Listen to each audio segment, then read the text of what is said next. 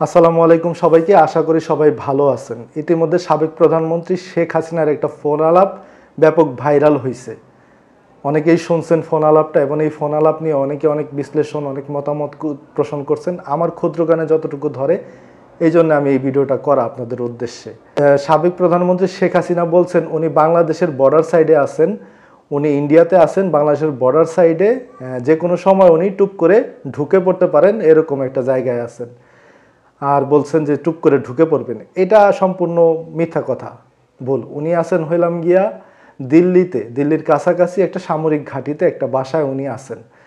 তো ওনার টুপ করে ঢুকে পড়ার কোনো সম্ভাবনা নাই। আরেকটা কারণ, উনি টুপ করে কেন ঢুকবেন না, উনি গত জুলাই আগস্টে যে নারকীয় হত্যাকাণ্ডটা চালাইছেন, বাংলাদেশে গণহত্যাটা করছেন, প্রায় 700-800 মানুষ গত জুলাই আগস্টে শহীদ হয়েছেন এই আন্দোলনে, তাদেরকে উনি হত্যা করছেন। এর বিচার তো অবশ্যই হবে, 700-800 বা আরও বেশি হবে, যদিও এটার পূর্ণাঙ্গ তালিকা এখনও সম্পূর্ণ হয় নাই, এটার তালিকা চলতেছে। ধরে নিলাম 700-800 মানুষকে উনি হত্যা করে এখান থেকে পালায়ে গেছেন। তো আর গত 15-16 বছরে ওনার যে গুম, খুন, বিচার বহির্ভূত হত্যা আছে, এইগুলারও অনেকগুলো মামলা হয়েছে, 100-র উপরে ওনার বিরুদ্ধে মামলা হয়েছে।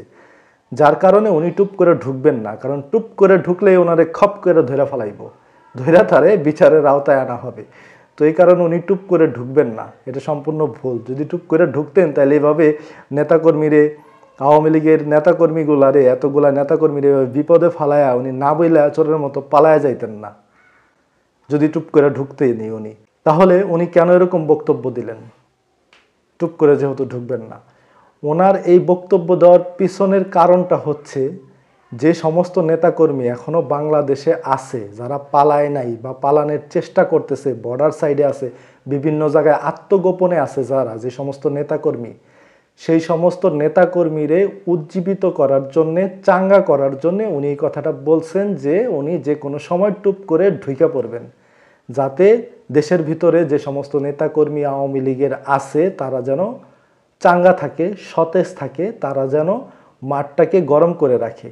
ইতিমধ্যে এই ফোন আলাপ ভাইরাল হওয়ার পরে সোশ্যাল মিডিয়াতে মোটামুটি আওয়ামী লীগ যারা করেন সবাই একটু সরগরম আছেন যে নেত্রী যে কোনো সময় ঢুকবে, আপা যে কোনো সময় ঢুকবে দেশে। তো এই জন্যে তারা একটু অ্যাক্টিভ থাকার চেষ্টা করতেছে বা অ্যাক্টিভ হওয়ার চেষ্টা করবে, এই জন্যে উনি এরকম বক্তব্যটা দিছে। তো আমি মনে করি উনি এরকম বক্তব্য দিয়া ওনার দলের যে নেতাকর্মীগুলা আছে বাংলাদেশে এখনও, যারা পালায় আছে, গর্তের ভিতরে ঢুইকা আছে, গর্ত থেকে বেরোনোর যারা চেষ্টা করবে তাদেরকে কিন্তু খপ করে ধরে ফেলবে, সেই এটাই উনি করছে আমি মনে করি। কারণ যারাই এখন আওয়ামী লীগের নেতাকর্মীরা গর্তের ভিতরে লুকে আছে, গর্ত থেকে মাথা বের করলেই তারা ধরা খাবেন, অনেকে পিটুনি খাবেন, অনেকে গ্রেপ্তার হবেন। তো পিটুনিটা দেওয়া ঠিক হবে না, কারণ তারা অপরাধ করছে, অপরাধের শাস্তি আইনের মাধ্যমে হবে, তাদেরকে গ্রেপ্তার করে আইনের মাধ্যমে শাস্তি দেওয়া উচিত। আমি বলে মনে করি যে মানুষ যে পিটুনিটা দেয় এটা উচিত না, মোটেও এটা করবেন না কেউ। পিটুনি কাউকে দেবেন না, ধরে তাকে আইনের আওতায় সমর্পণ করেন, আইনের কাছে সমর্পণ করেন, যাতে আইন অনুযায়ী তাদের বিচার হয়। তো সাবেক প্রধানমন্ত্রী শেখ হাসিনা যে বক্তব্যটা দিচ্ছেন, উনি টুপ করে ঢুকে পড়বেন, এটা বইলা নেতাকর্মীদের চাঙ্গা করার জায়গায় উনি নেতাকর্মীদের আমি মনে করি বিপদে ফালাইতেছেন। আরও এক বিপদে ফালাই গেছেন উনি। 5 আগস্ট এই নেতাকর্মীগুলারে না বইলা, না জানায় দেশ থেকে পালায় যায় একটা বিপদে ফালাইছেন। প্রত্যেকটা নেতাকর্মী আওয়ামী লীগের বিপদগ্রস্ত হয়েছে, বিপদের সম্মুখীন হয়েছে, অনেকে মাইর খাইছেন, অনেকে আইন শৃঙ্খলা রক্ষাকারী বাহিনীর হাতে গ্রেপ্তার হয়েছেন, মামলা হামলা হয়েছে অনেকের নামে। তো এইভাবে যদি পালায় না যায়, তাদের বইলা কয়ে যাইতেন, তাইলে হয়তো বা এতটা হইতো না, তারাও পালানোর সুযোগ পাইতো। যেহেতু তারা পালানোর সুযোগ পায় নাই, টুপ করে উনি চলে গেছেন, এখন বলতেছেন টুপ করে চলে আসবেন। উনি টুপ করে চলে আসলে খপ করে ওনারা ধরে ফেলাইব, যত যাই বলেন, উনি আসবেন না। এটা ভুল।